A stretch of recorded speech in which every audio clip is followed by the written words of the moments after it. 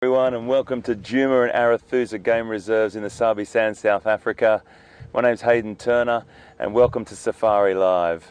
It's great to have you with us. If it's your first time with us, we're really looking forward to having you and showing you around these beautiful reserves. If it's you're a regular safari goer with us, welcome back, and it's great to have you. Yesterday was a very eventful day. Last night particularly, I was so happy for Pete. Getting out there and finding Tingana, and also one of the highlights for me in Pete's drive yesterday was that rock monitor that they saw. I'm pretty sure it was laying eggs. Can't be guaranteed because we didn't stick with it, but really interesting behaviour to see and quite rare to capture. But hey, how was that leopard? And I felt fantastic for Pete because, you know, he's had a little bit of car trouble with the jigger, but speaking of the jigger, the fuel pump went. And we fixed that, and then we also had a bit of a problem with the starter motor yesterday, so that's all been replaced. So at the moment we're just swapping between my vehicle, and I was really happy that how it went yesterday for him was just so successful. Tingana, wow, what a beautiful cat, what a magnificent cat, and to see that behaviour up the tree like we did. We're going to go back and just have a little look-see there. He did look like he was on his way yesterday, as Pete said. Looked like a male that was starting to leave the area, but we'll just go and have a bit of a look to give you a weather update. Yeah, it's beautiful cat weather, that's for sure. It's very cool. We just looked at a temperature. It said 21. It feels a lot colder than that to me. 21 degrees, 70 Celsius. It feels a lot cooler than that, so I'm not sure if that's as accurate right where we are, but we'll definitely keep you updated on that. If it does rain, of course, we're going to have to scoot back and get this vehicle under cover. And I know you understand that. Again, signal, hopefully it's going to be better today. If we drop down in little dips, please bear with us, it might drop out. There's loads to talk about. We've got a beautiful little herd of impala, which we're seeing the lambs drop like every single minute. We're seeing lambs drop all over the place, so we'll try and have a stop and have a look at some of those babies as well. There's a lot of pregnant giraffe out there. Some really big ones at the moment, so we should be seeing those quite soon as well. Lots going on in the reserve. Fantastic to have you on board as always. If you've got any questions, please send them to questions at WildEarthTV or hashtag Safari Live if you want to tweet us. I'd love to answer as many questions as we possibly can this morning. We've got VM on camera there behind. He's got his rain gear already on, just in case. We've got Alex and Will in the control room helping us out this morning. Of course, they're guiding us through any questions and any information we want to get to you. So I'll give you an update as we go with the weather. We're going to stay a little bit local this morning. It's great to have you on board. I'll talk to you more about, Pete and I had a great conversation around the fire last night. It was really fantastic, and I'll talk to you more about that during the drive. So anyway, without me banging on anymore, let's see what's around the next corner and get going, I think.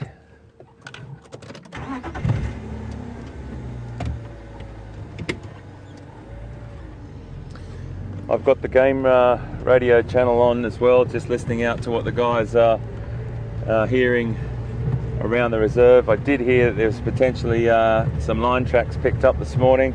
Not sure if anyone's onto that, but I'll hear that on the radio if it is on Djuma. But you know what? Let's go and have a look at some leopard anyway. And of course, anything else that comes along. All the small stuff is really important. All the small animals are just as important as the big animals, as I always say. Birds, insects, anything we can really see. We'll just go for a little drive across quarantine here. It's a lovely area to get started on, then we'll peel back and then head on over to Impala Plains where we saw Tingana last night. I also want to have a look for Karula, where she was the other day, 2 nights ago, oh sorry, 2 drives ago. So we'll see how that goes. You might get a little bit of wind across the microphones this morning, folks, and I do apologise for that.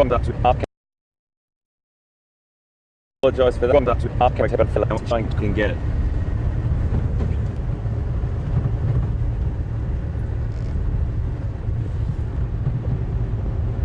Big herds of buffalo on the reserves at the moment, which is beautiful to see. I love my buffalo. Lovely. Have a look at this, everyone. Here's a newborn wildebeest. Now she's going to be a little bit protective over that calf, but you might be able to see her just walking through up there. It's a long way off, but that's a little wildebeest. So here you go. And here you go. You can walk through here a little bit. Use the word scratch around because it's like we're looking for tracks and signs. It was really great to have Alex yesterday morning, and him getting his feeling his way around the reserve. We're going to get Alex back, and him getting his feeling his way around the reserve. We're going to get Alex back into the Djuma.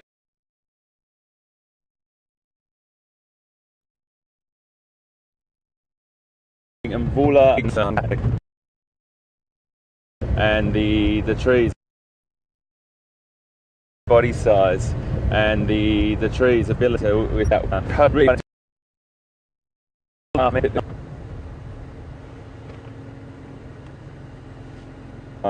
and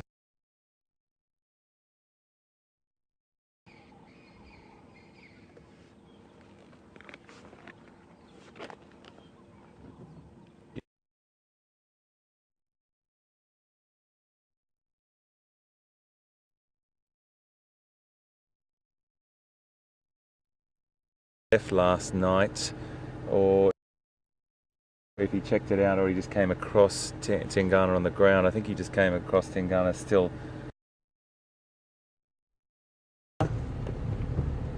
He's only a baby, very young, probably a couple.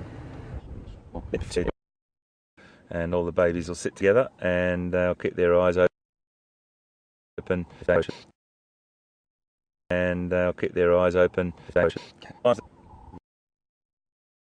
Seems to you, but I know many of you that have been with us for a long time understand that the little glitches occur, and for those newcomers, please know that we work really hard on getting them fixed as quickly as we possibly can. We might go to a black screen occasionally, and we might have to put that loop tape on, but we're working really hard to get to high ground to make sure that we get that stream back to you as quickly as we possibly can. Starting to see these little creches develop. See one over here, there's a couple of little babies. A couple of young males there just having a little bit of a spar as well. Off in the distance there's two little babies frolicking around.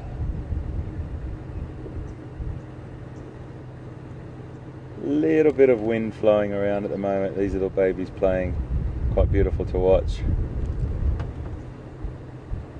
They're a few days old now and definitely getting their legs and strength.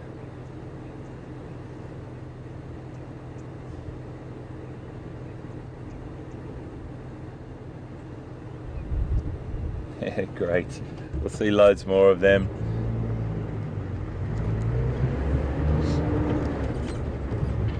What can happen also is the wind. Some animals like to go out of the wind into the more wooded areas because they can hear better.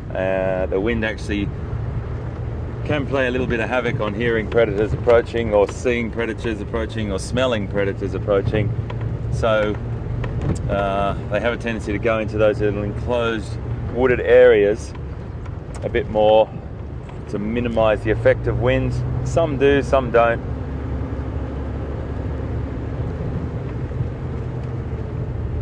So we might not see as many out this morning in the sense of in the open areas, but then you'll get herds that are habituated to those open areas and they'll stay out there. So there's lots of exceptions to these sort of behavioural sort of writings or documentation, and there's no rhyme or reason for it. Until we learn to speak Impala, it's our interpretation of what we think they're doing it for. And I always say that, folks, when you're with us, it's great to have a think about putting the pieces together in the jigsaw puzzle and learning as much as you can, trying to put them together and coming up with your own philosophy. And maybe you might be right on several occasions. Why has the leopard done that? Why has the impala done that? It's great stuff. It's really lovely to learn about animal behavior and watch signs of the animal's body language. We've got fantastic researchers and scientists all throughout the reserves that we're on, put incredible hours into studying wild dog, lion, leopard, loads of other different species, and they're the people that share the really important scientific data with us, and that's what we try and bring to you as much as we possibly can. This is the area we saw our lion in the other day. I'm just heading through. What we're going to do is move along a little bit further, drop back down into some other riverine area until we drop out with signal. If we drop out with signal, I'm going to scoot around and back into some higher ground, okay? So just to let you know what we're doing.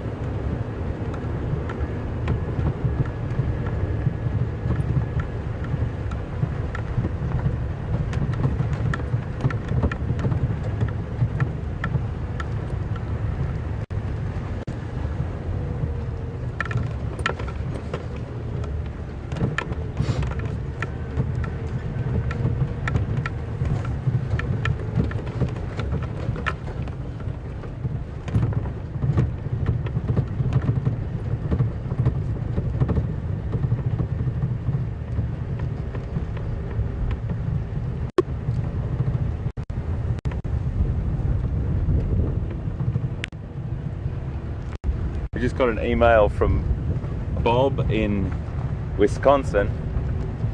Thanks, Bob, for coming on board and being with us this morning. And Bob's just asking if this is the same area that we saw the wild dog the other day.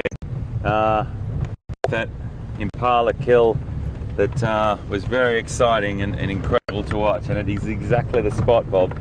This open area here, very, very well picked up. It's this open area here where the impala took off across and grabbed that impala lamb. So very, very well picked up, Bob. That's fantastic. We're just going to go along this road a little bit further and see what we can see.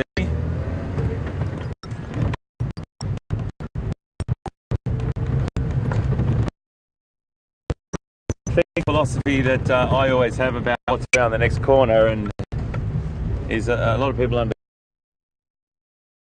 this road a little bit further and see what we can see.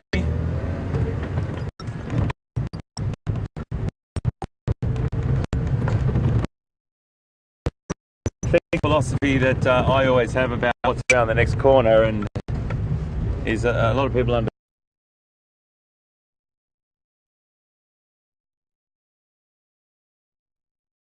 through our workplaces that we all work in. You'll meet people that you might stay friends with for a very, very long time, or you might just go to work with every day and that's it. And that's life. We get thrown into those situations. But the thing that when I met Pete and he sort of echoed this conversation back to me last night, it feels like we've known each other for a very, very long time, and it's a great relationship and a great friendship that we're having and building on, and I'm just enjoying it immensely. And we're looking forward to building that, and we really want to do a lot of other adventures in the future too, so keep your eyes on that. Hopefully we're going to go off on another one at some point in time. He's the sort of fella that easy for me to spend time with. He's got a very similar philosophy to me about wildlife and life in general. So it's a really enjoyable experience with Pete. I enjoy his company a lot, and I learned from him, and he said to me he learned from me last night, but I was asking him what and where. It's probably more so just the other countries I've gone to, but I suppose in a nutshell, just a great fella to be around.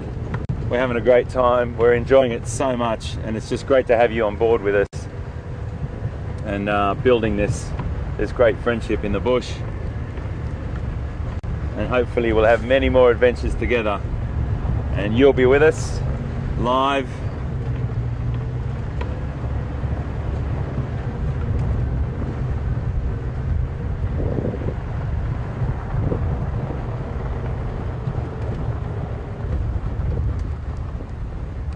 Yeah, copy, mate.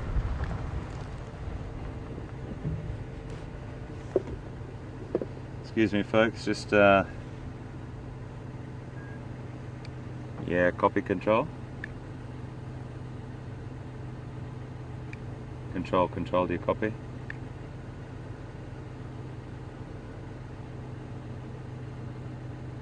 Yeah, it's a really bad signal at the moment, control. I'm not sure what it is. Are we still good on our live stream?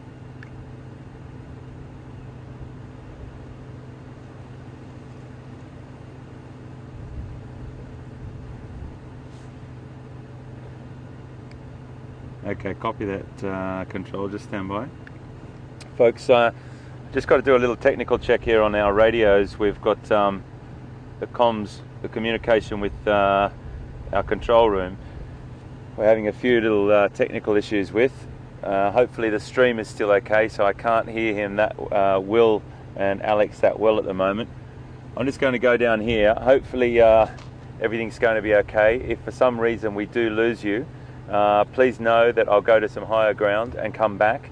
But we're just lining out a few technical difficulties at the moment, so please understand, we'll be right with you. Control to control, do you copy?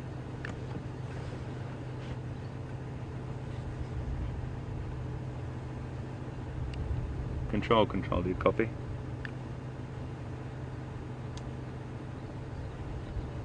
Okay, copy that, mate. I'm just going to carry on and come back around as close as I possibly can to you. We're still having a great look around and see how we go.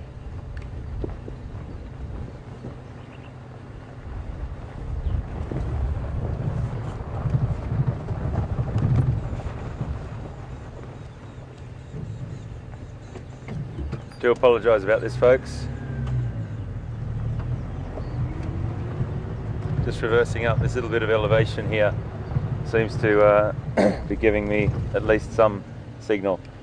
Control, do you copy?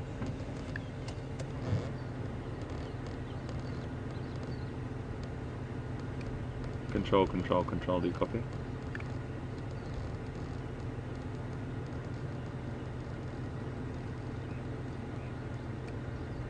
Control, do you copy? Okay, we're just going to have to carry on, guys. We're running flying blind this morning with that. I'll do my best. I haven't had many questions come. It was only back up at that top area, that last one. So keep sending your questions through, and as soon as I get up to an area where I can get signal, I'll definitely come back to you with those questions.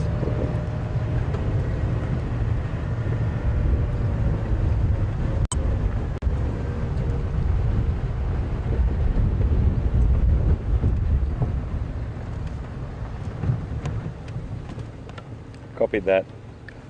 I'm going to go back up towards quarantine, folks, because I just haven't got a signal at the moment, and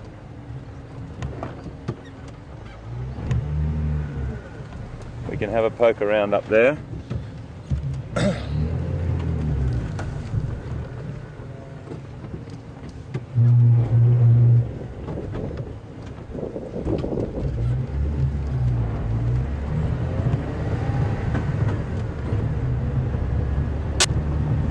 So hopefully you can hear me still, everyone. And I was just talking about Pete and my conversation around the fire last night, and we wanted to share with you that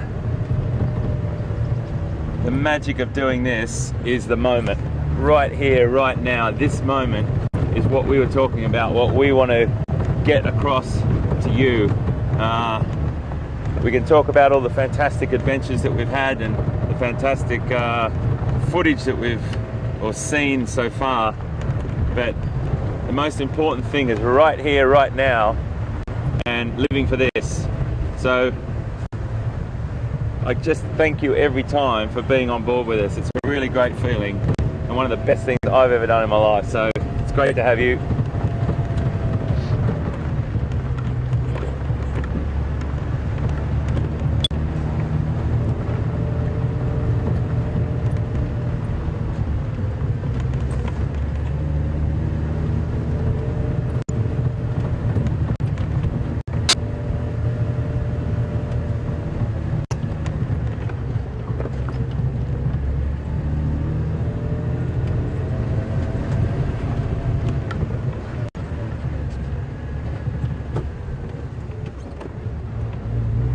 Head up to this road here and we'll hang a left and we'll go back towards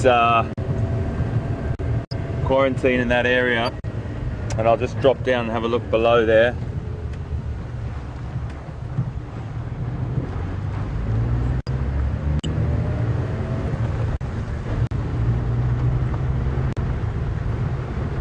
Been a lot of elephant activity through here. These are elephant prints on the road. A little bit hard to see in this light. The best time to look for tracks is first thing in the morning. If you do have sunshine, you get that oblique light hitting into the track, and you get a really lovely look at what it was and how fresh it is. But there's a bit of elephant activity through here. We'll head back down this way and pop back through Sandy Patch Road. See if we see anything down there. And this is the thing, you might have just gone over that area and see nothing.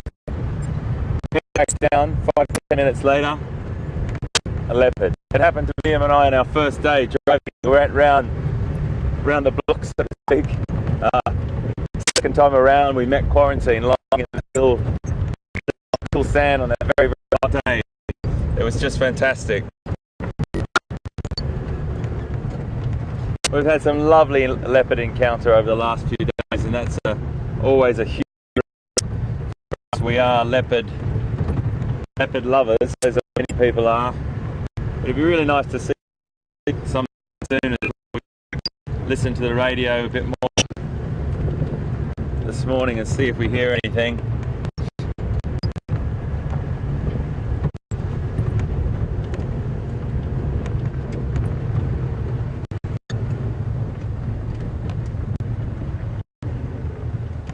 But you just never know what's around that corner.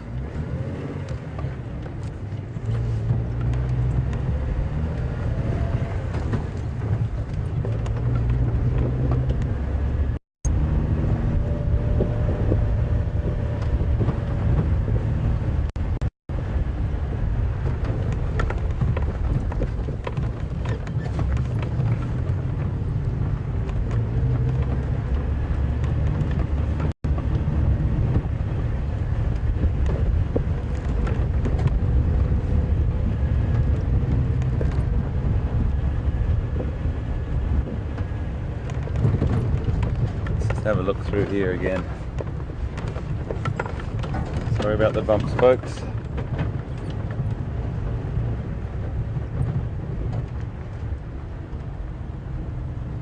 So I'm just going to really crawl through here and have a look, a very, very detailed look at this area, because I always find that when you slow down and look underneath the trees, keeping our eyes open, this is beautiful leopard territory, beautiful predator territory.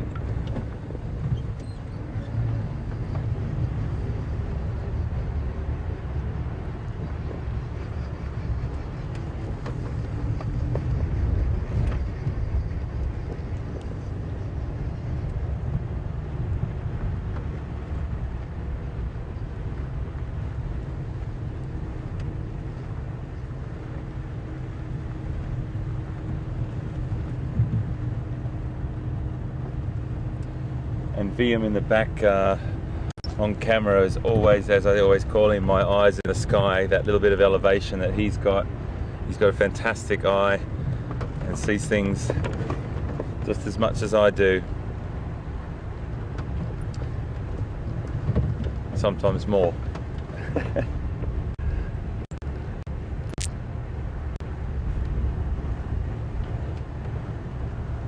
And I talk about that relationship with Pete, you know, that friendship that we're building. We've also got these other great members of the team, and working with our cameraman and building those relationships, knowing how each other works, knowing how each other talk, and what we throw to and how we move with the camera. That's also very special, and you start to build these great friendships and great connections with the team. We've got a wonderful team here. Very, very lucky.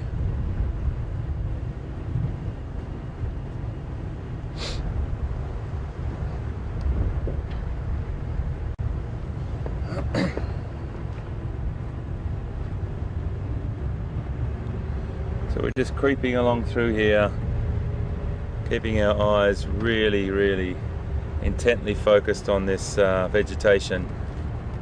There's a good chance that an animal could be up and walking, or hunting for that matter.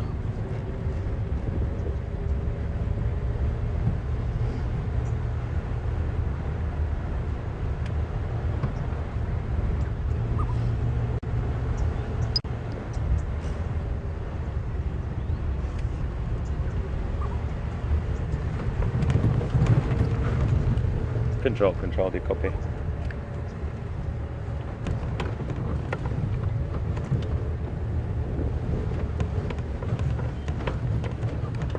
Control, do you copy?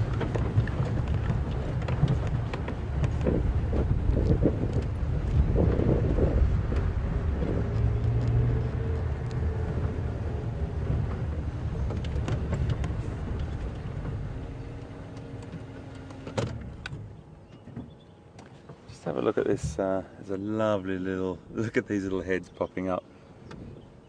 Little dwarf mongoose band there, which I thought would be nice to stop at just for a second and have a look at. Sorry, mate. Aren't they fantastic?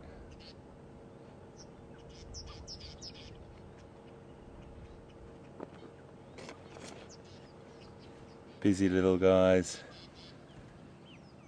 Probably a little bit cool for them as well.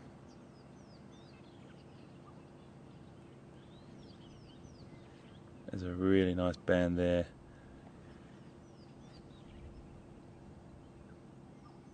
Always active and busy.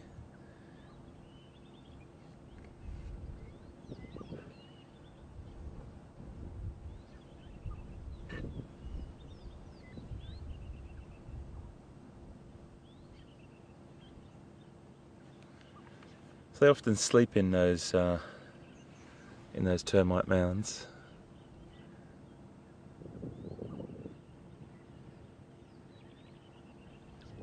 One of the really interesting things in the dwarf mongoose band is that only one pair in the group breeds, but litters can be the litter of the mongoose. That breeding pair can be cared for by the whole group, or the whole band.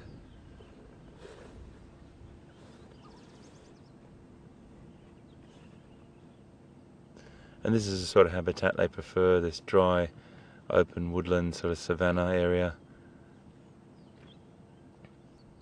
Voracious little busy mongoose that spend most of their day foraging for invertebrates and sometimes lizards and anything they can get their hands on, really.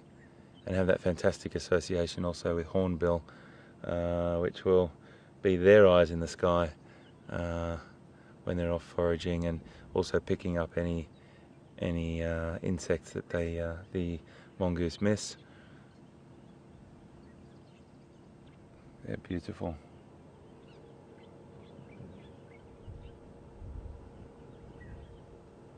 They're highly social, living in family groups.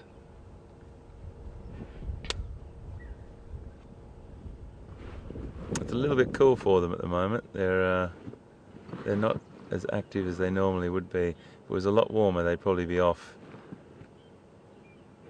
Always keeping their eyes open for predators, particularly from the sky. So you get a lot of raptors that would find a little dwarf mongoose a particularly nice meal, but they've got a lot of eyes watching, and normally one particular individual keeping an eye out. Then they would let out a particular vocalization that would mean that there's an aerial predator, and they would all scurry for cover. You might be able to hear that little tiny vocalization going on at the moment, a little tink, tink, tink.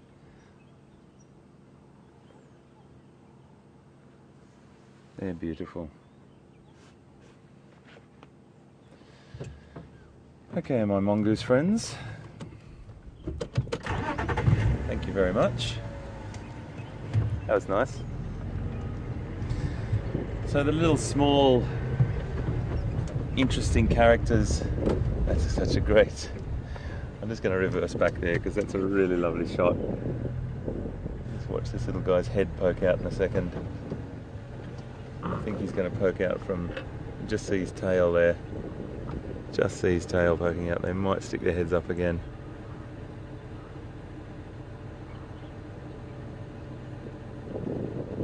I think they might have ducked for cover. He just put his head up as I drove past and sat there and watched us drive past, but I think they've ducked for cover. Okay, let's carry on.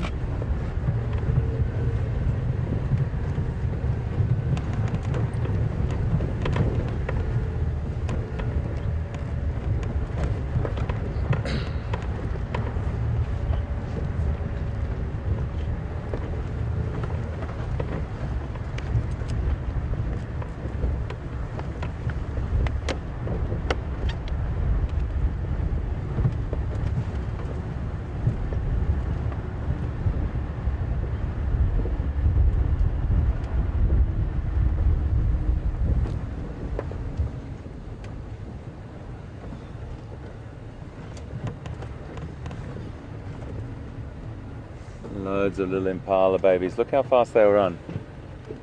Sorry, Veer, might have to get you to flip to that.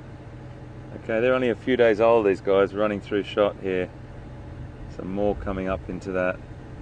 There's a couple more coming along here as well. See how quickly they run. Only a few days old. This female might jump, pronk across the road. Here comes some more females, quite fast. Those little babies can get up to speeds, keep up with their mums after a few days, and they really do get along. And they need to, because there's always someone out there looking for a meal.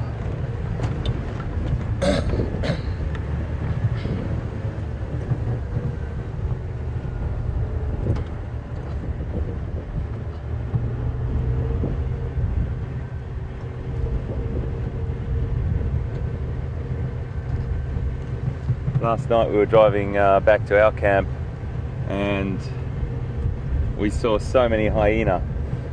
So there was something going on close to our camp that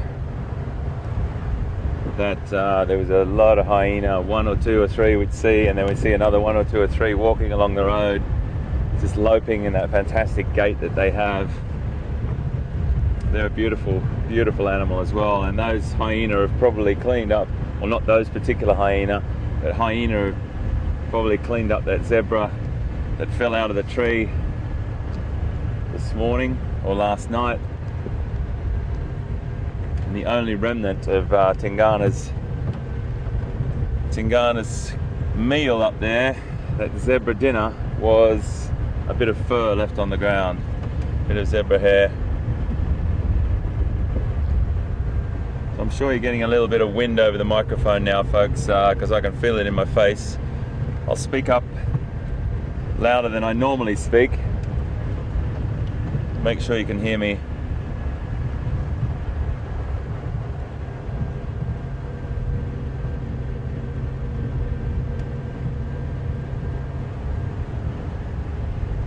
So very quiet at the moment. A couple of giraffes, some impala, dwarf mongoose. We've still got another 2 hours. I said that the other day, but I'll just say it again. I love looking down at my watch and knowing that you've only knocked off a third of your drive so far, with so much time still left up our sleeve. I talked to my wife and son last night on FaceTime, which is one of the most fantastic things for us, to be able to see each other and talk to each other. And it's just great to be able to connect still. They feel like they're here with me. And my little boy was chatting to me about what I'm up to, and it makes you feel good. It makes you feel great when you can connect with them nearly every other day.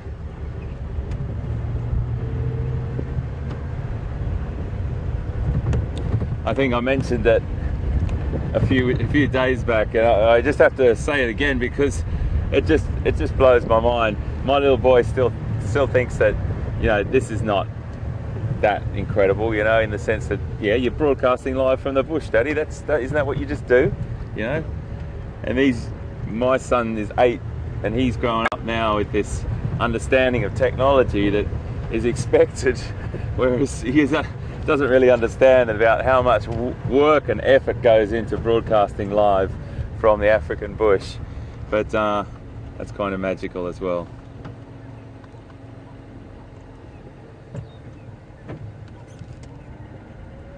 Just gonna see if we can see. He's a little bit skittish, the giraffes, in the wind as well. I'll just move up a bit. There's a friend of ours. Hello, mate. Hello, my friend. Love these guys.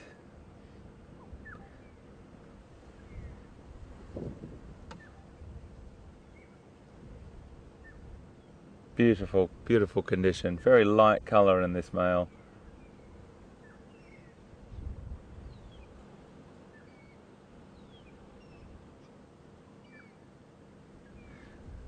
You can just see where the tree or the vegetation is covering his coat pattern, how that does blend in so nicely there with the sort of pentagonal shapes of the branches, and you can see if it got a little bit thicker, those giraffes are. I talk about camouflage a lot, folks, just because I find it really interesting how an animal so big, you know, a male giraffe, a full-blown male, gets up to about, I think they've been weighted at up to 1900 kilograms, and how they can just disappear into and stand at 6 meters, about 18, 19. I think they've even been recorded at 20 feet. How they can just disappear into that woodland.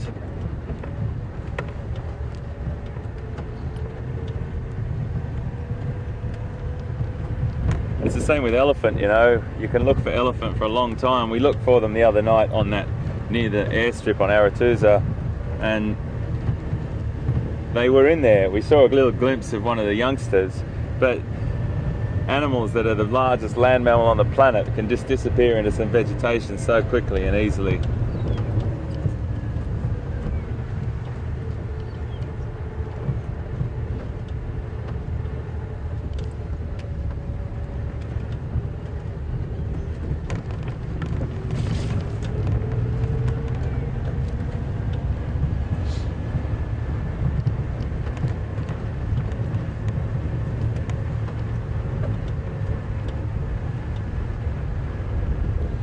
Loads of impala around this area. It's a really good place to look for predators.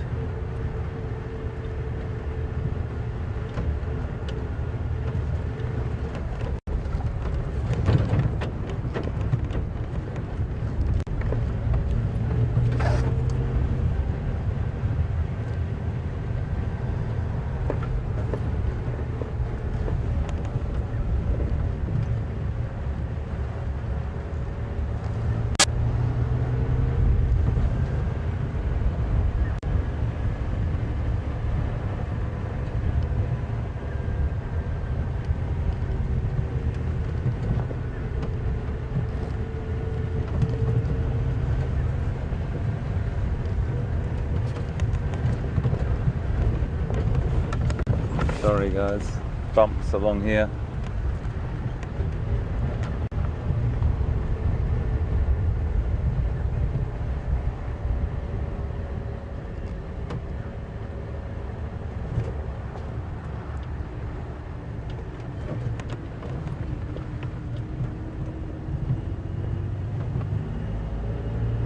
I just want to drive along this road where Tingana was last night, see if it hits a main road very, when I say a main road, a more frequented road very soon here. So we'll just do a little turnaround, but so I want to head back in that direction and see what else we can find.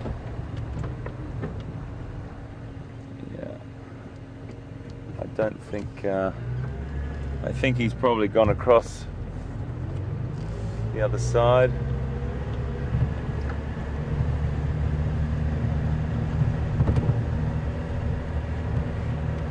We're just going to crisscross the reserve here in Djuma.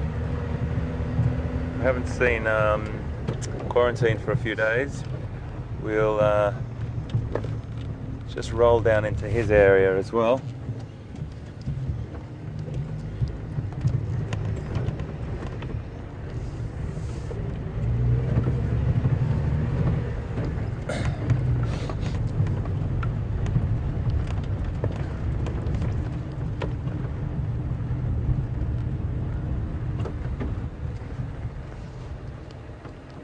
Just want to check this tree over here for a second.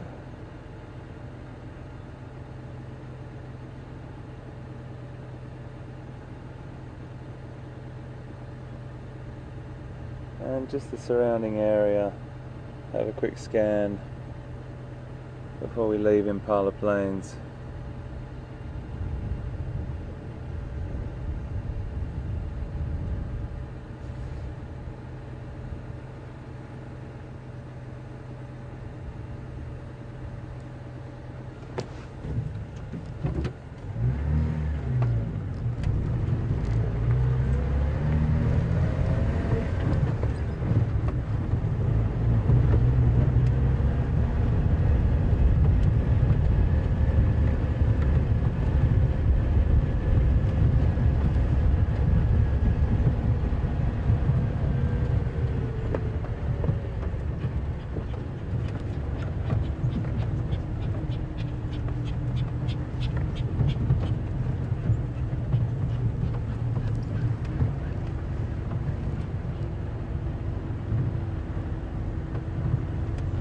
Okay, well Tingana looks like he's moved on, which we thought he would last night by the look of his walk and his behaviour.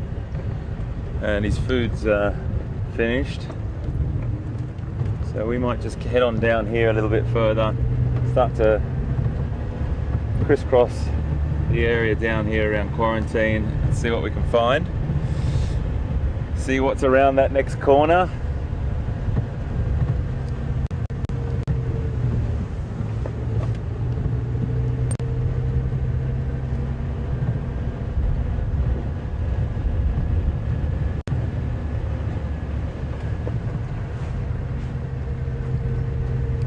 Yeah, copy.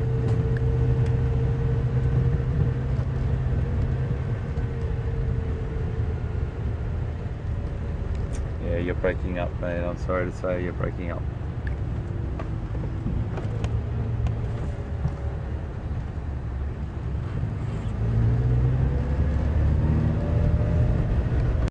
Copy that.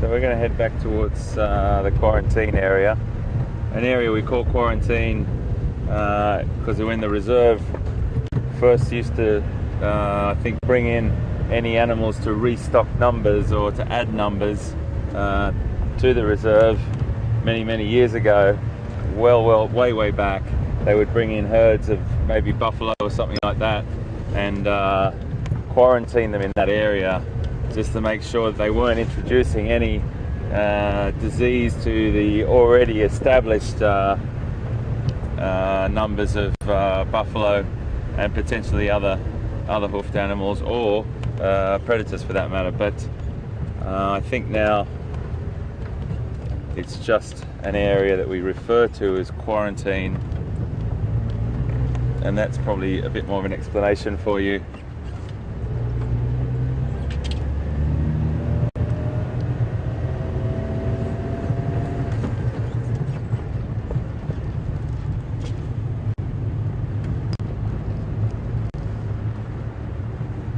Yeah, copy.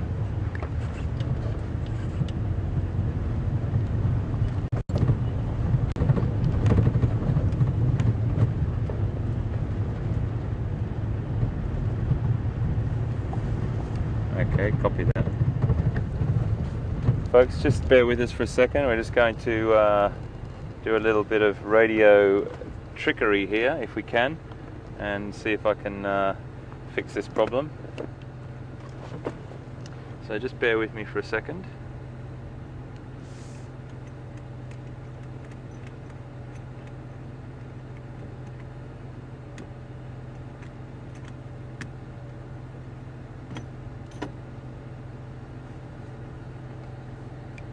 Control D, copy. That's disconnected.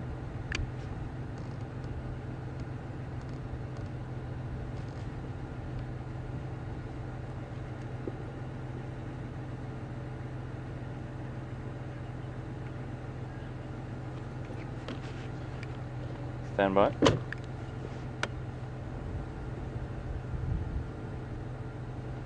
So folks, all I'm doing here is just talking to control in our control room, because we've got a couple of problems with our communication just on our radios now, and we're trying to just rectify that. Control D, copy. Please.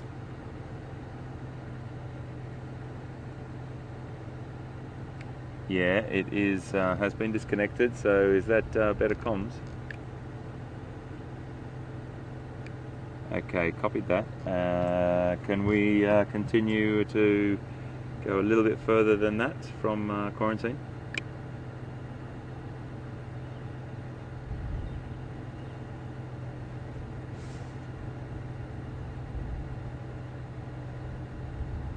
Okay, thanks mate, copied that. Right, now the way I look at things in life, my friends, is that little things like that can actually end up being a benefit, because we've come this particular way because the comms weren't actually fantastic, the communication, but that has brought us back this way, and that's brought us back this way for a reason. I like to always think that destiny is set by imperfections becoming perfections. So who knows what we will see here. So now that I can hear the control room again properly, I can probably get some tweets or emails to answer and hopefully get back to our normal structure with you.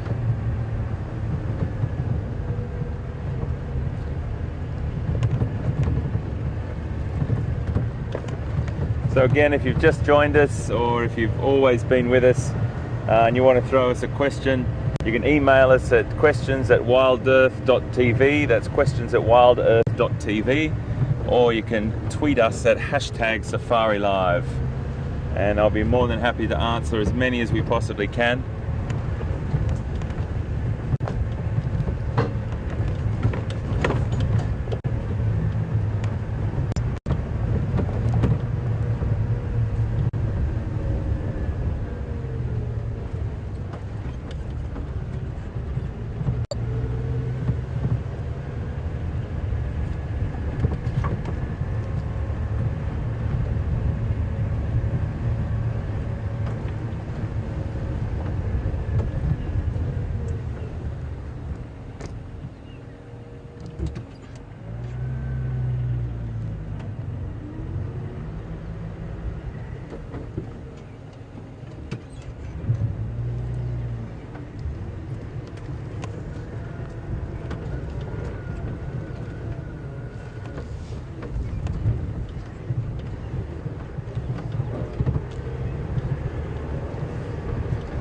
We just had an email from June in Toronto. Thank you, June, and welcome aboard. It's great to have you with us. It's quite a nice spot just to sit for a second. June, your question was, when the summer rains come and the grass gets longer, is it more difficult to view wildlife? Well, the answer to that is yes, in a way. The concentration of wildlife isn't around the water points so much because there's a lot more choice for the animals. So you'll get these little pools of water that animals will frequent more. So they disperse into the woodland a little bit and into the grasses and open areas a bit more. The grass does get a lot longer, so it is a little bit trickier to see them. But at the same time, there's a lot more animals because of the animals that are being born. There's a lot of wildebeest, zebra, impala, loads of different antelope being born, and you still see fantastic wildlife. It's just a different time. The sort of high season, so to speak, for wildlife viewing in southern Africa is the winter. But you don't necessarily get the youngsters and the babies and that whole sort of freshness about that, because it's a very, very dry time. It's a colder time, but the animals will come to drink at the water points more often. So, you know, it's sort of 6 of one, half a dozen of the other. It's sort of they've both got positives to them, but yes, it's a little bit trickier to see animals in the summer when the rains are here, but there's a lot more animals happening at that time. So I think that this is a beautiful time of the year. I think it's a magnificent time to see Africa. You've got gorgeous, gorgeous greens that you can see across there. If you just have a little scan across that horizon, and we're elevated a little bit here, and at the moment the sun's just sort of trying to poke its head through. There's a lot more light. There's a gorgeous, gorgeous sort of colour to the. We're on a little bit of an angle here, so we're just sort of hanging on the edge of a hill here. But it's a beautiful green. There's all different tones of green coming through, and this new flush of foliage, as I always talk about, which is one of the reasons why I love this part of the world so much. So many different colours and tones of green, all different species and varieties of trees and shrubs pumping out new foliage to make the best of this summer that's upon us. So we'll move on, but great question. Thank you very much for that. And we will make sure that we do our very best to find those animals for you every minute of the drive. I'm just going down this road, a little bit less travelled.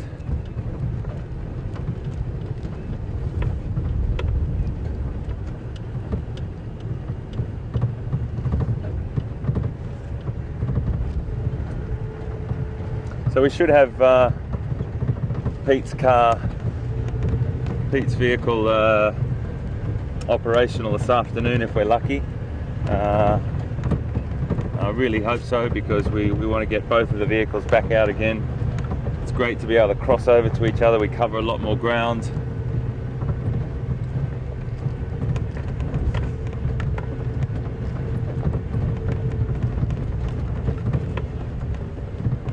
A little bit bumpy through here, folks.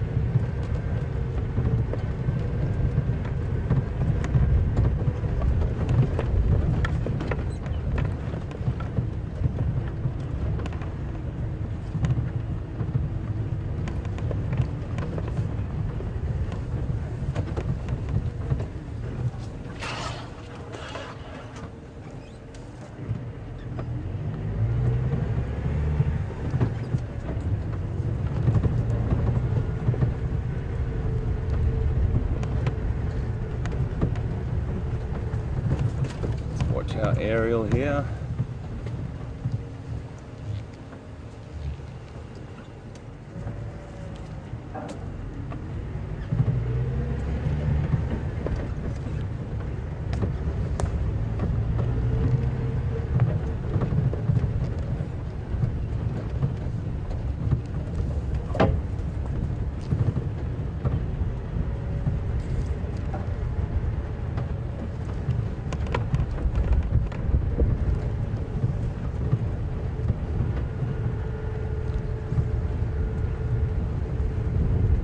Combination of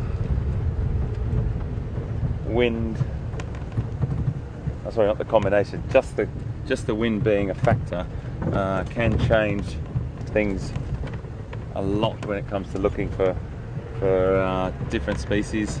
As I mentioned before, many of the species will go into the wooded areas a bit more than they normally would, just to get out of that wind and have a better handle on what they can hear, smell and see. The wind is swirling around at the moment.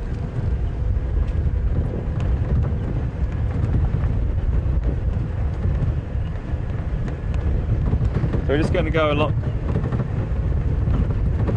along this area here and drop on down to a place called Philemon's Dip, where we'll be out of the wind and we'll go along through some of that lower ground, see if we can find something down there.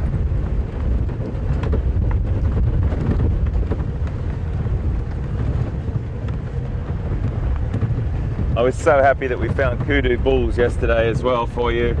Really wanted to show you those beautiful kudu bulls for such a long time. We've seen so many female kudus, so they're a beautiful, beautiful antelope, and great to see the difference in the two species, the two sexes.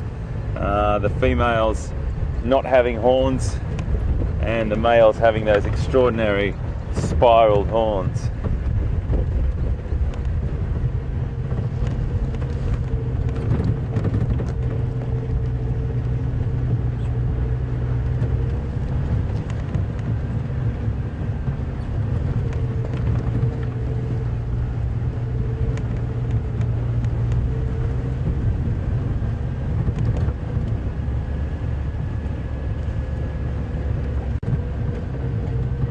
We might go and check out a few of the water points.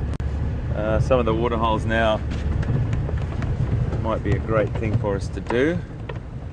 Just a bit of a bump here.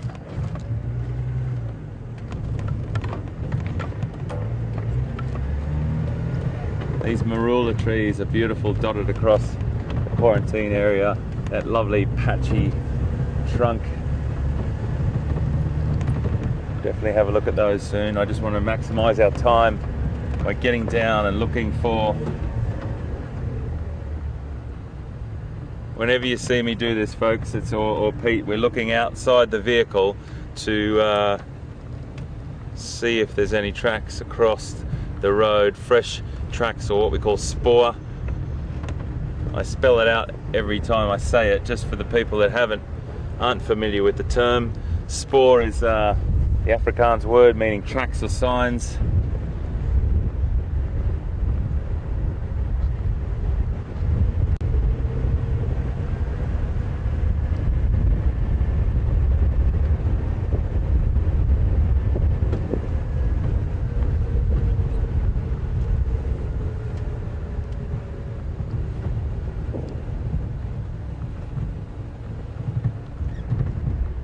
Lots of wildebeest and zebra tracks down here, some impala, but no big cats in this particular area that I can see, so we'll just carry on down a little bit further.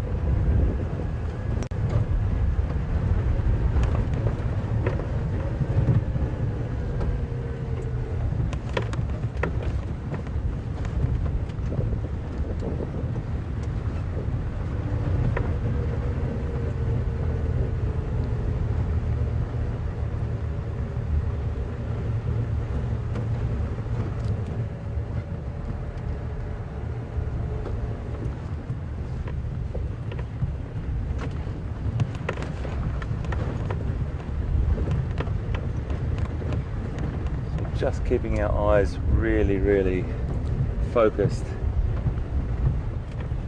Don't have any protection other than our own sense of humor, I think. Really important that we understand the wildlife and their tolerance levels. We don't overstep the mark with any of the animals.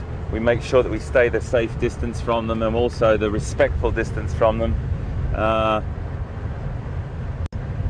And that's probably the answer to your question. Our first aid kit is here for us in any situations that we got into, but other than that, it's us the vehicle and the wild. And I have to say, Nelik, just between you and I and everyone else watching, it's a pretty nice feeling. It shows you a little bit, or it teaches you a little bit about your vulnerability. It teaches you that these beautiful creatures out here are really in control, and we are just on their turf, and very privileged to be on their turf to have these encounters with them. You don't get complacent, Nelik, and everyone else as well, moving on from that. You never get complacent, you never take a chance.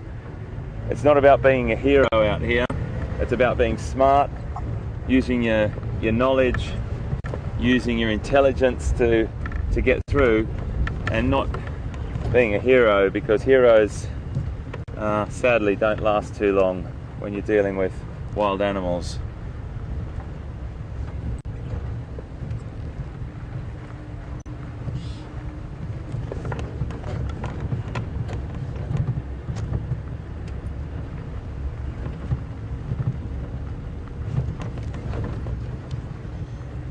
Very beautiful area down here.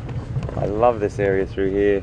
This particular vegetation, this sort of scrubby open woodland, drops down to a like riverine vegetation running along what we call a drainage line, and I say that and explain that every time as well to everyone, because it sounds like a bit of an odd term to most people. What's a drainage line?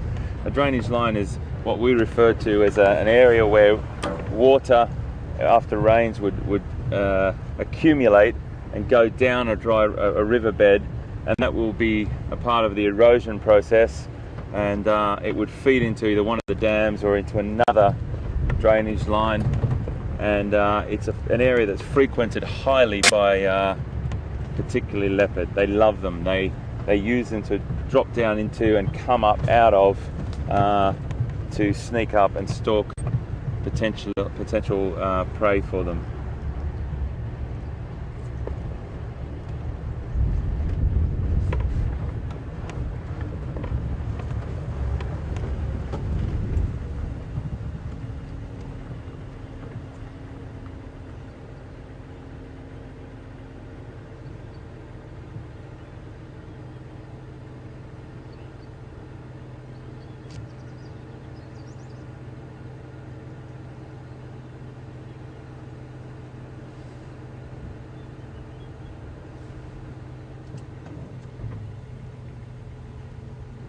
Sorry folks, I'm just getting an email in and I'm just trying to listen to the lady's name, so I just want to make sure I got the right name.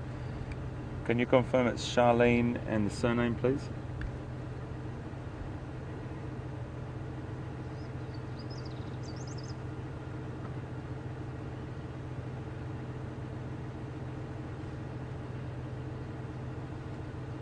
Thank you very much.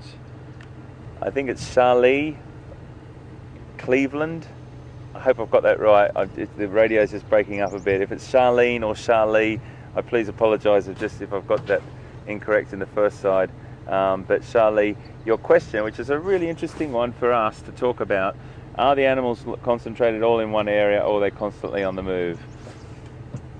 They're constantly on the move.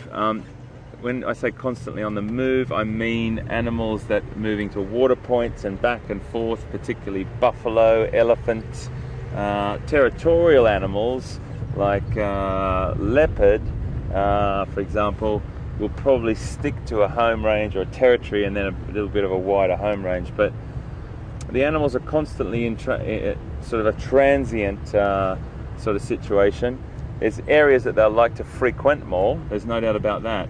Habitats that they prefer will be always the place you find them in. So they will. The thing about wildlife, Charlene, is that their food is always the governing factor. Habitat is the thing that really is the most important thing. If we look after the habitats, the animals are fine. And I have to tell you this, animals look after themselves. Animals do a fine job at just being simply existing. There's no way about it other than if the habitat is right, the habitat is cared for, and we look after habitats, the animals will come. The animals will look after themselves. They're the least of our worries. The habitats, obviously, they're not least of our worries if they're being affected by poaching or something like that. But what I'm talking about is the habitat's okay, the animals will be okay, and it will balance itself out just perfectly. It will reach an equilibrium, and that's how nature works. But the habitats are what the animals frequent, and if it's the right habitat for them and the preferred habitat, then you'll definitely get what you're looking for. But great question, thank you very much.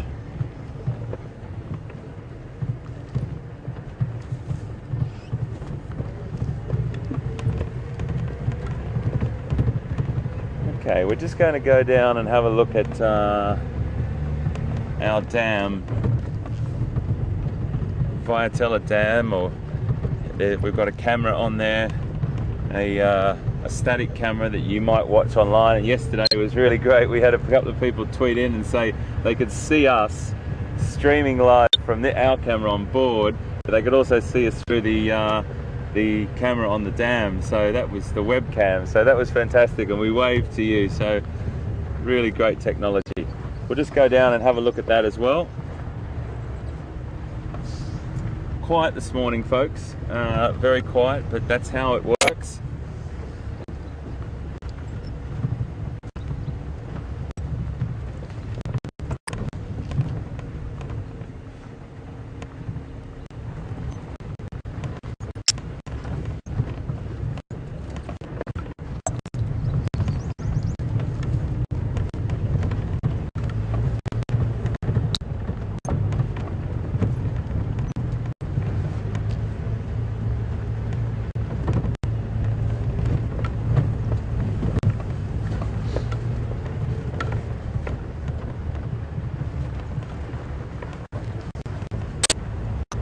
Just starting to warm up a little bit.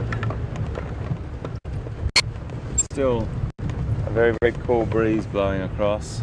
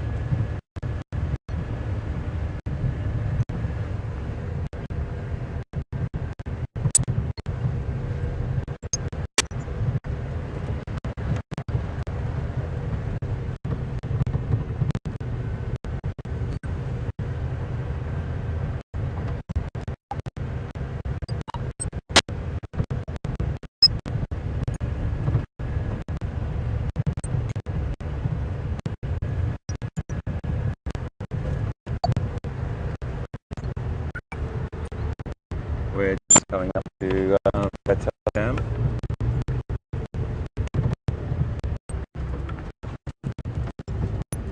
So I'm just letting control know where we are, folks, just because I want to keep that radio comms as clear as we possibly can to connect with you on many levels.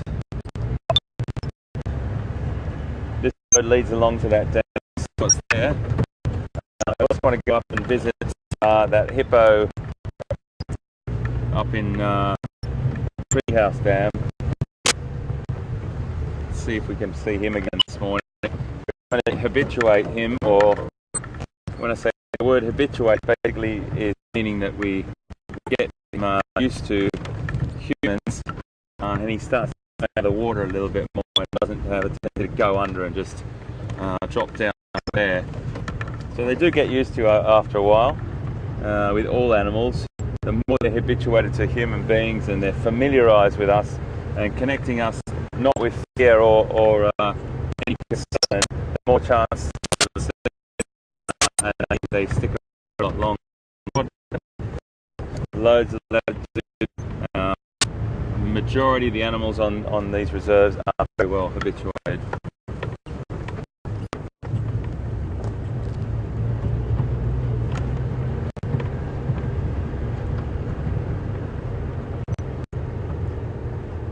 Right, let's go and see what's anything at the dam.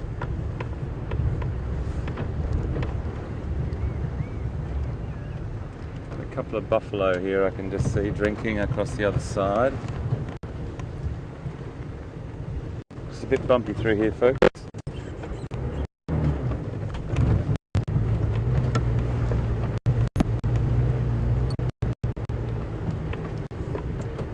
Here's a bird we haven't seen. This is a marabou stork.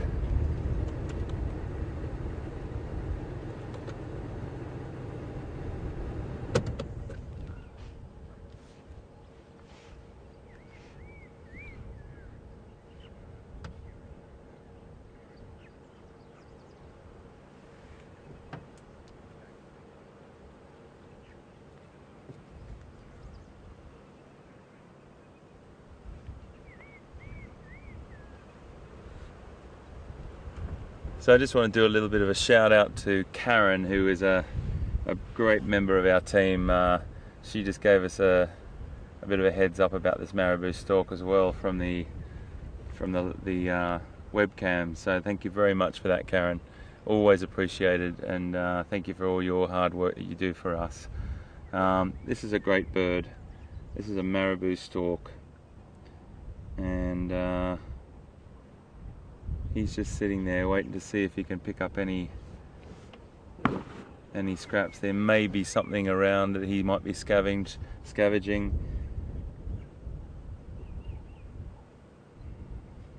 Got some buffalo on the other side.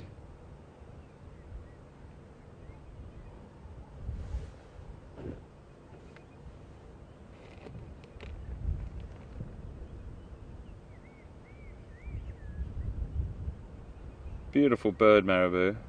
Even though they look like they're a bit like people associate them with vultures, I suppose, a lot, because they are seen together at carcasses or a kill. They're often found in the wild in this sort of situation, but also in more suburban areas as well. Very adaptive birds, and they can consume a considerable amount of carrion as well.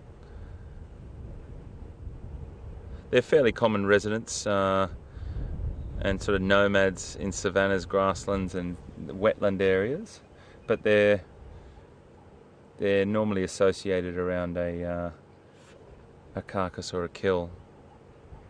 They've got a really amazing sort of pendulous throat pouch as well. I've seen them swallow bones, extraordinary bones. I don't know how they do it, but swallow whole bones from a carcass as well.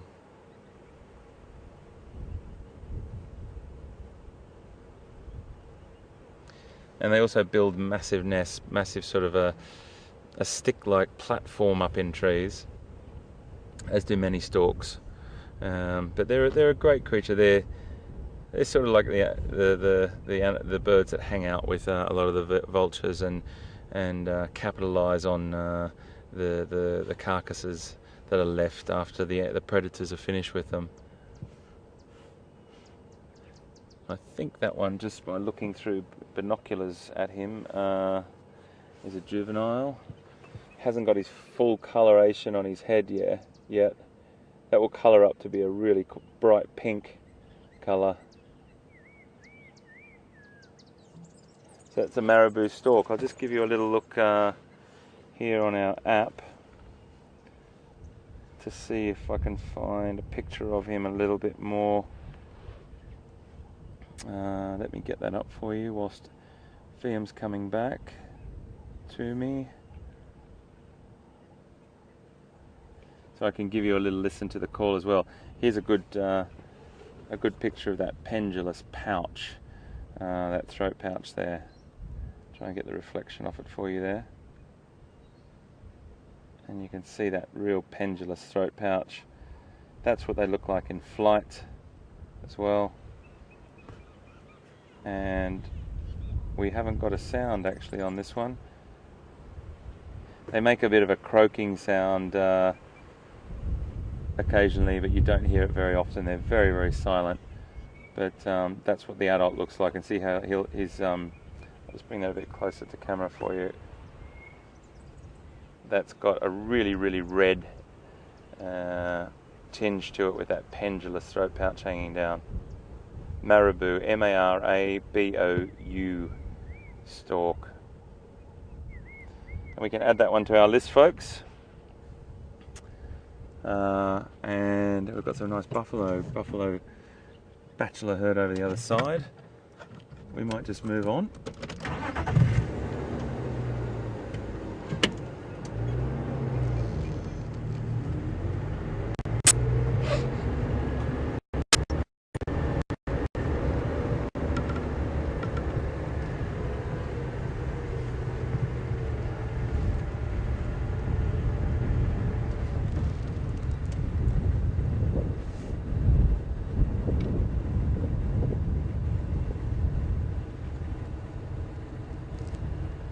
Those buffs across there, just having a bit of a drink and moving off as well. It's not hot enough for them to be lying down in the water today. They might do that later on.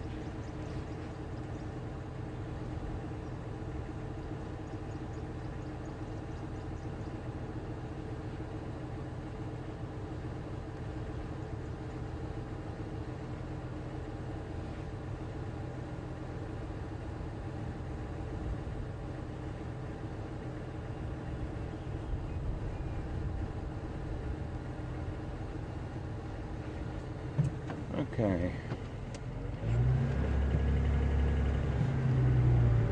Sun's just starting to peek its head through.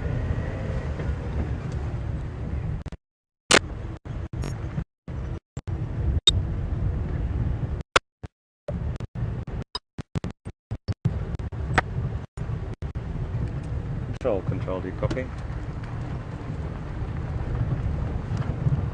How's the signal there for you?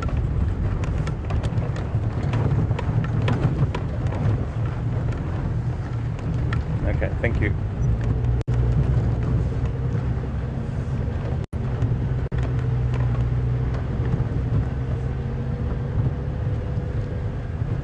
We came down here yesterday to have a little look around. This is an area where Karula used to frequent a lot. That beautiful queen of the leopards that we have here, Karula, which many of you that have been with Wild Earth for many, many years know her well. The mother of Shadow and Quarantine. She used to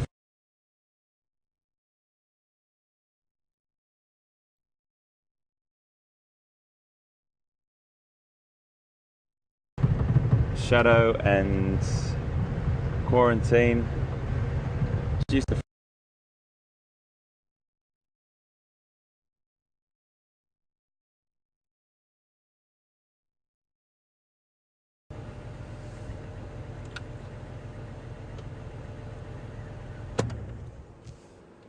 very relaxed.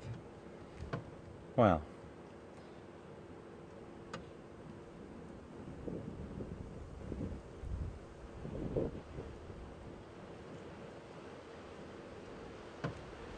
Just to give you a little indication, folks, he's about, I'd say 10 meters away from us. He's very relaxed. You can see there's no secretion from his temporal gland or temporal gland behind his eye. If you go back about maybe 4 to 5 inches, you know, 10-15 centimeters behind his eye there, you will see a large like crack down there. It's got a gland. That strength. It's a gland there that he would secrete a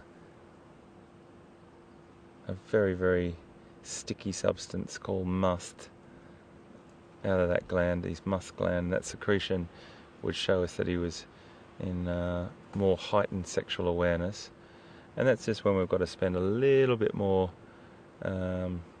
time watching his behaviour, and he's a little less tolerant of vehicles and humans at that time. But he's very relaxed with us here, just sitting.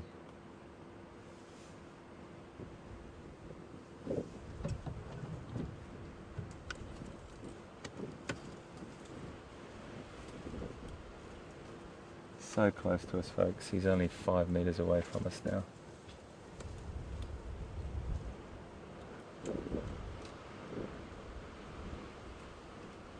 Absolutely beautiful. Completely relaxed. Not showing any behavior towards us of threat or anything. He just stopped and had a little bit of a look. I'll just back around the other side just to see him. That was a really close encounter.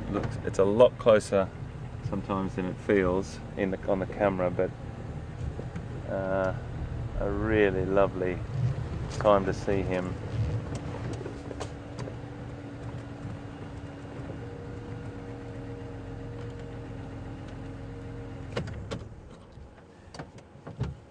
Just feeding off all different species. Oh, here comes another boy. Here comes another boy, a big boy coming through. So maybe we've got a bachelor group coming down here to come to the water point.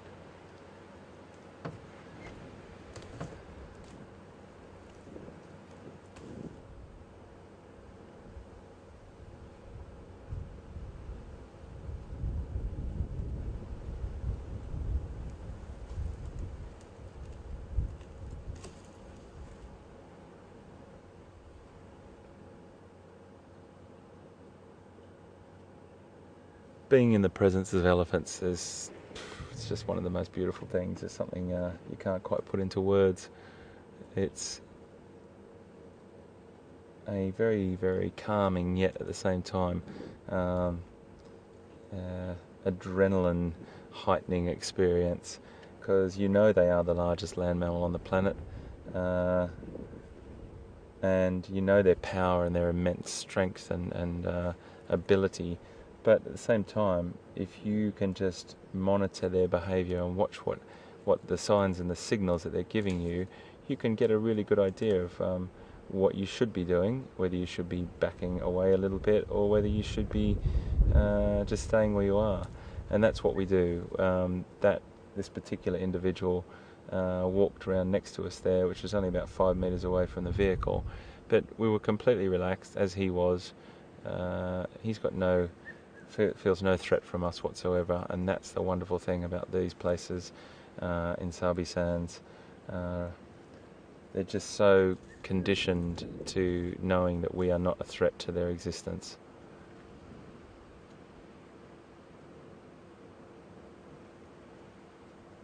There's another bull just up here somewhere. I just saw him come across the road. I'll just move up a bit and see if he's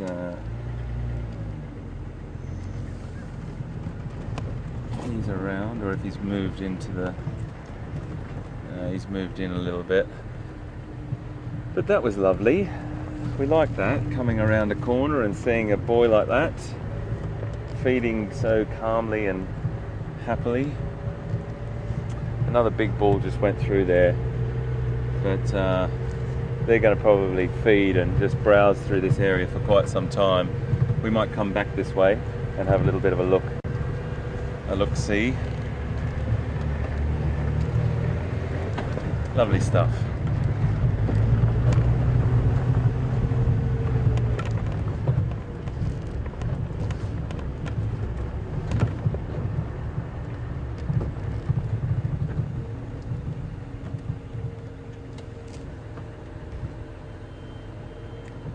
Can you repeat, please, Control?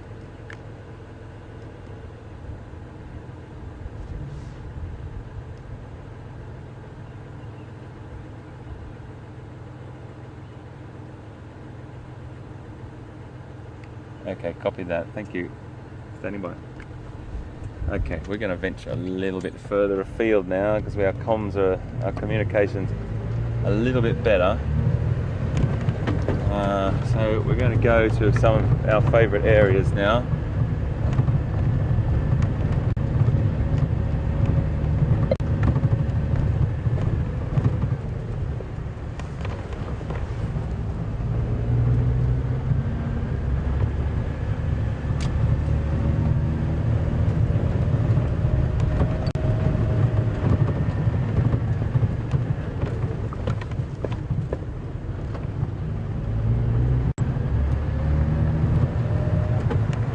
Warming up a little bit, but not too much. Very mild still.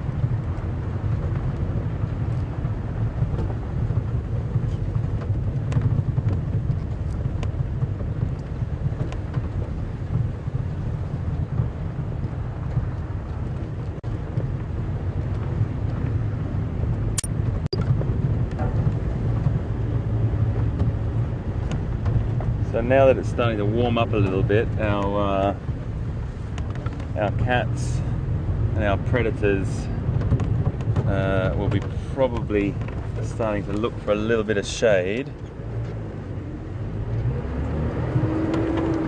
and we will then change our tack to our strategy to go and head to more of the water points.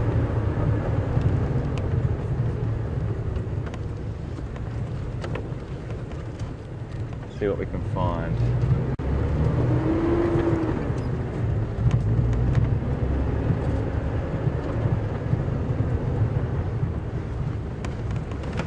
Sorry. Watch these bumps. It's a bit bumpy down here, folks. I apologise.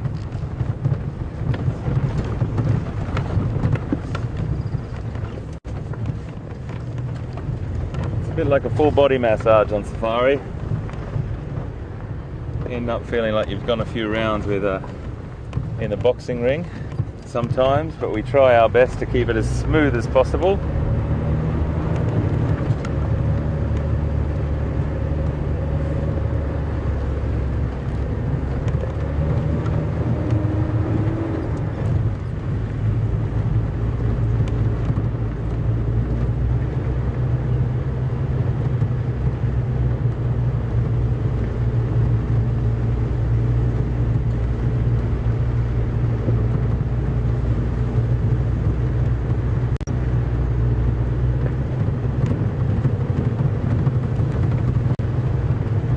Very quiet this morning, but you have days like that, and as I always say, you don't know what's around the next corner.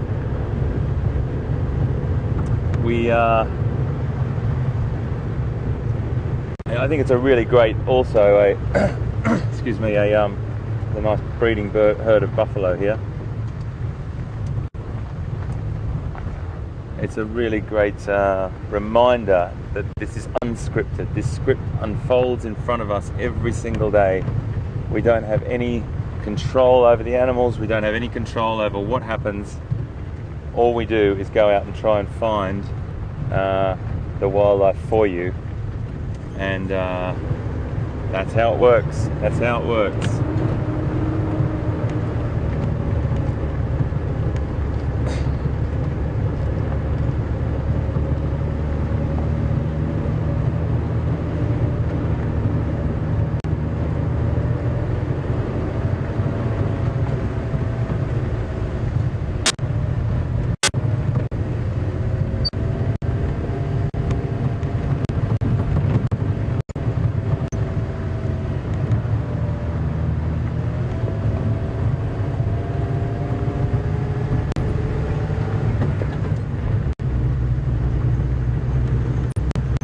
This is the spot where we found those wild dog a couple of days back, walking up the road towards us, and they then had that successful impala hunt.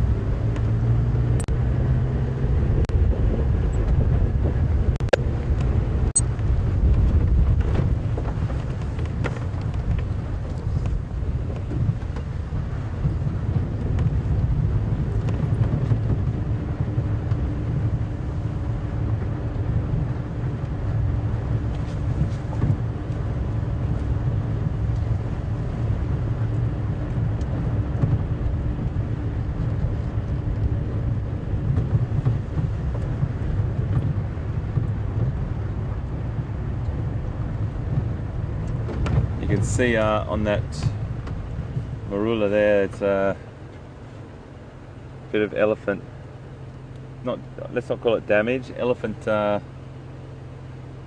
effect, ripping off that bark there with its tusk, and it would then chew on that, just take a little bit of that, move on to something else. See how they've used their tusk to gouge that out. It does damage the tree, there's no doubt about it, for obvious reasons. It takes off that bark and that underneath layer, which is called the cambium layer, and it's very nutritious, and they just take a little bit of it. If it goes right around, unfortunately it will ring bark the tree, and the tree will not be able to transport mineral salts, etc., up and down through that cambium layer. But then the tree has the ability also to fix that scar, and that cambium layer grows back, and over time, if elephants don't go back to that, that scar will regrow around that and heal up again. This is what we would have on our skin.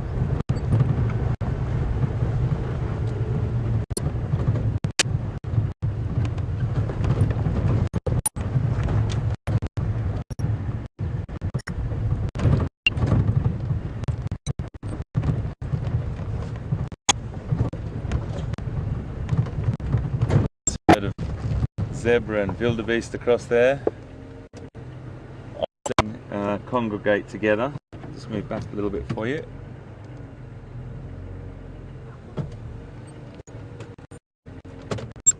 Often seen congregating together in many different parts of Africa, but particularly in East Africa with the massive migrations that you know of. Here the groups would be smaller, but still this cohabitation of habitats together.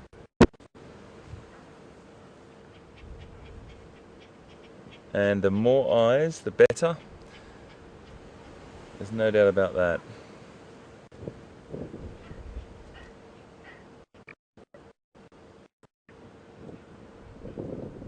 Loads of pregnant female zebra and wildebeest at the moment.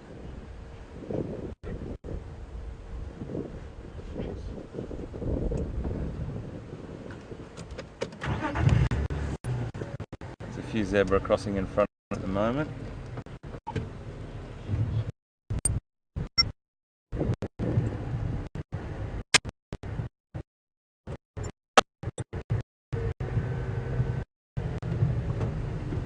Watch our camera and everything here. Thank you, mate.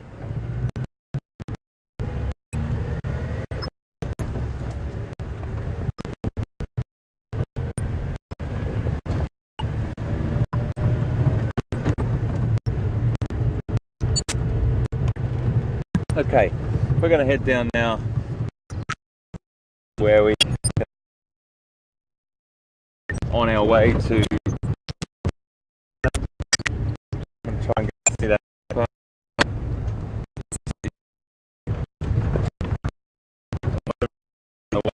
place we'll always stop at.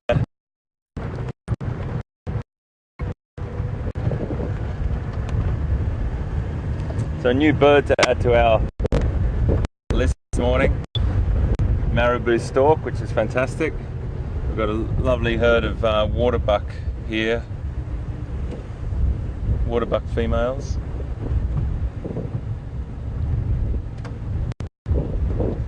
Just going to stop here so they don't all get up. Oops. They're not as habituated as some other antelope. They've got that distinctive ring around their rump. And you'll find them in this habitat a lot, this open woodland, not too far from water, in these little groups of maybe 10 to 12 animals. They're very woolly antelope, one of the longest haired antelopes. That distinctive sort of hairy bearded neck there.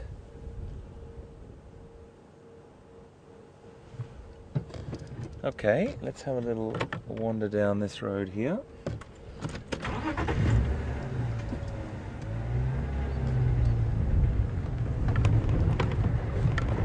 And you can see the bull just over there. Sorry, I couldn't see him for a second ago, but he's just across there sitting down, ruminating. The one with those fantastic horns. It's sort of right through there beyond the tree. It's quite a way off, folks, so just a little bit to the right again, and there he is. That's him. Those fantastic horns.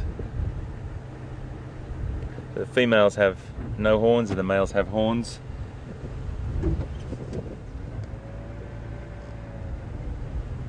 Okay, impala off in the background.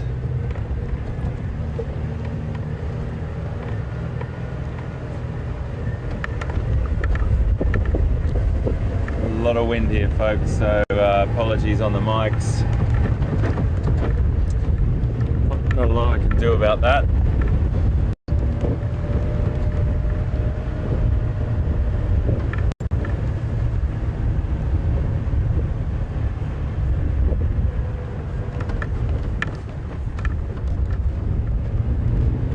So this area is frequented quite often by some of the predators for the sort of density of animals that is out there. The impala, the wildebeest, the zebra, not necessarily the waterbuck so much. The waste to them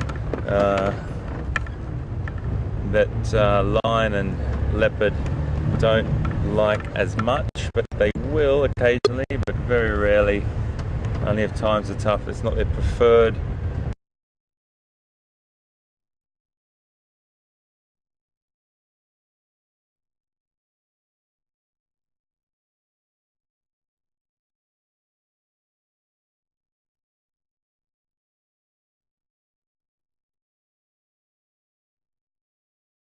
And just go and visit our the hyena den that we were visiting right at the beginning of last week. It had a pup there, and they seem to have moved on, and that happens quite frequently, as hyena will use several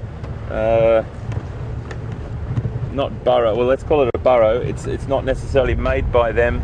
Originally it was probably made by an aardvark in the side of a termite mound, and then potentially taken over by warthog, and then potentially modified to the hyena's liking.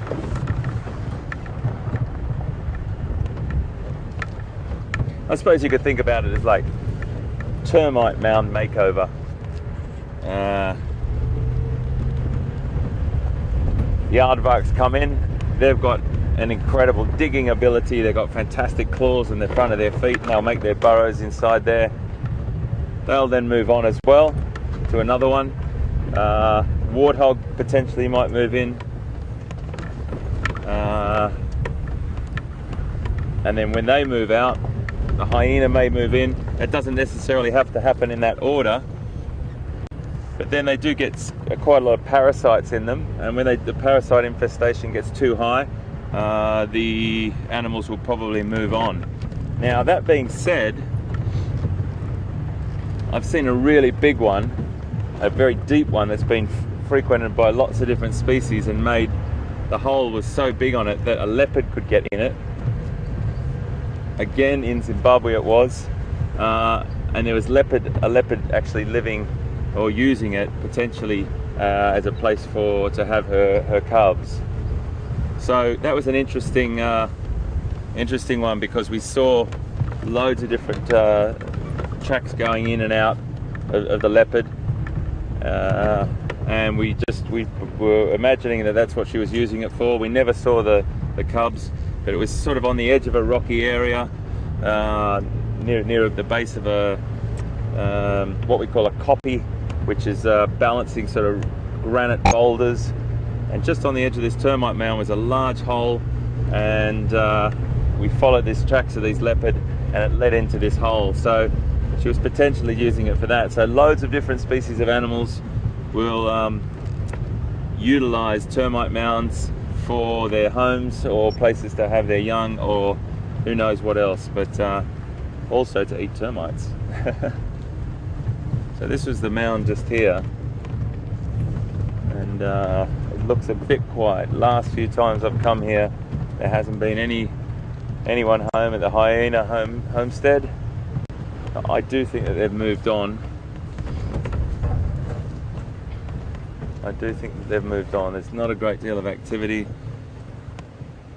Doesn't seem to be any fresh feces around. That's it just there.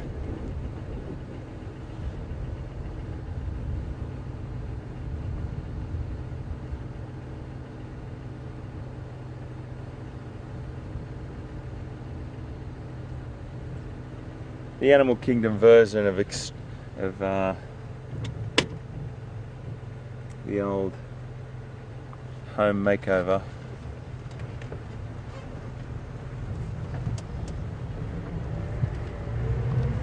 Let's go and see if we can find our hippo friend.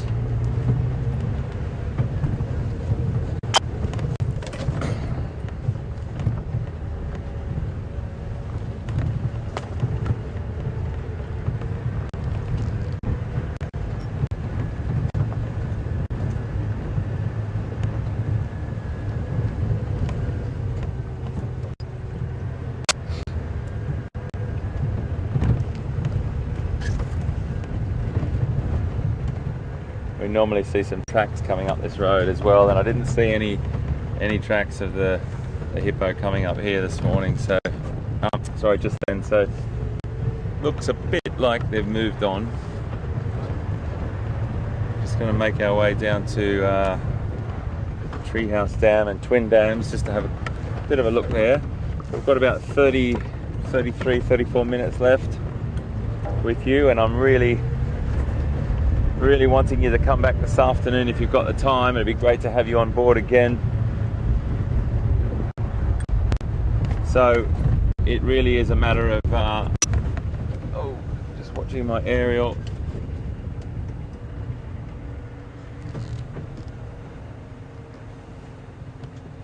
Okay, let's just go and see what we can see down here, and then I'm going to head back up to quarantine for close down, so we make sure we've got good signal for you and we finish right on time.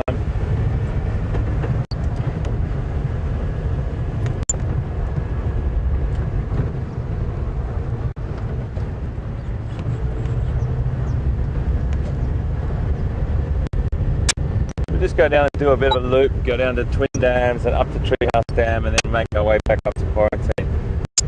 It's been a little bit quiet this morning on the home front. There's lots of different contributing factors. That may be because of a bit of wind, temperature, activity moves from left to right. You can't always guarantee anything, and that's what I love about the bush. I love that about the anticipation that we have about coming out. You just don't know what's around that next corner, and that's what keeps you going.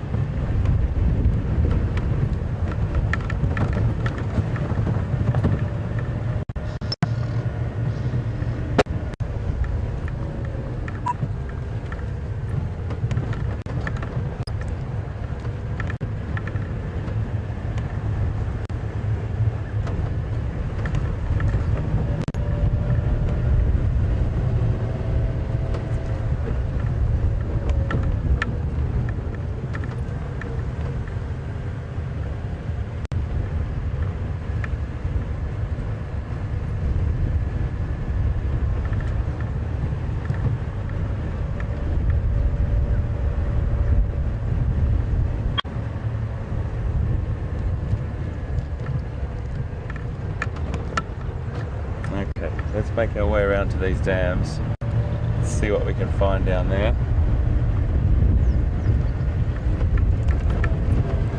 Still very cool. That sun tried to push its head through before, but it didn't have any luck. It's clouded over again and temperature's gone back to where it was, I think.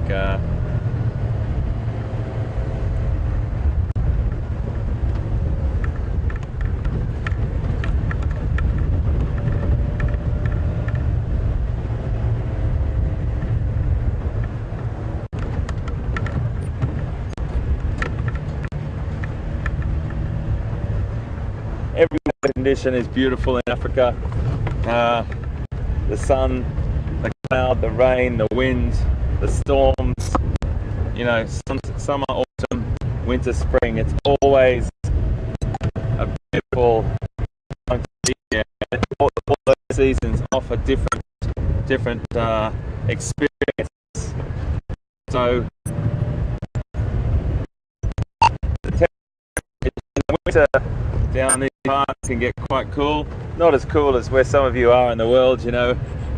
Some people are telling me in Manitoba it's -7 and -9 the other day. Get below maybe 0 temperature. Infrequently, but quite cold.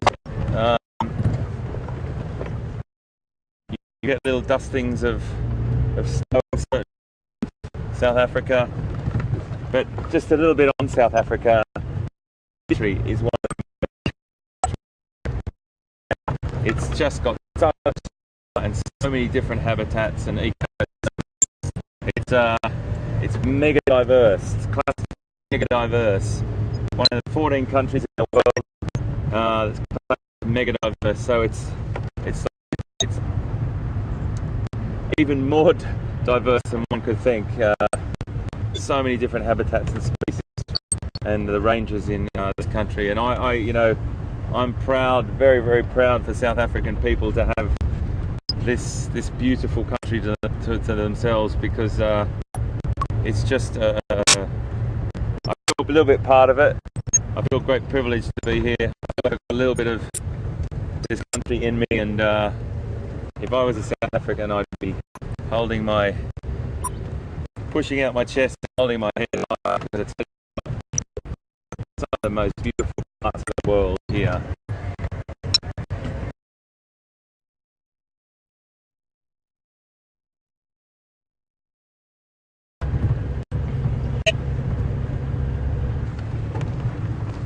Can't see.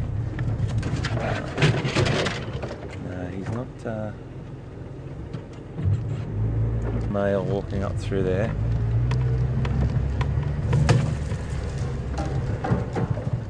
See him walking up through there. It's a bit hard to see, folks, I have to say. It's really hard to see. I'm just trying to move up a little bit for you. It's just there. It's just got a tail flick. You can just see him walking up through there. Just walking through. Very difficult to see from here.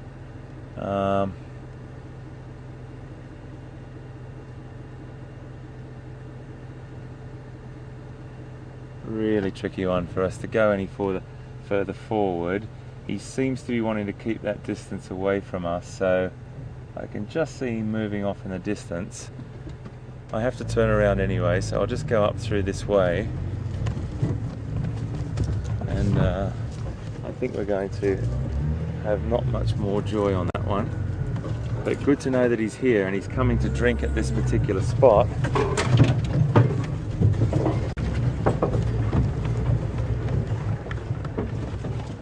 Really tricky country to get through, and he's further away from us now. I can't really make my way around there. The duck, if I can, and protect you from that wind, those microphones, and just say thanks for coming on board again. Absolutely fantastic to have you. My name's Hayden Turner. Pete will probably grab my vehicle this afternoon and come back. It's just great to have you on board. Always, anything you can send us in the way of an email or a tweet, it's great to hear from you. Questions at... I just got a message from control. We've got a starter motor, so there might be 2 vehicles back out this afternoon, which would be great. But rounding up, questions at WildEarthTV, tweet us at #SafariLive. My name's Hayden Turner. We've had a great morning in the sense that all different species, but finishing with that leopard. And to me, that's still a great game drive. I just love that, to know that we've finished with that leopard, and I'm just having a great time out here. Anything you can do or anything you can send us, please do. We really look forward to hearing from you. One of the things is, for me, you come back this afternoon. Thanks so much for joining us. See you later.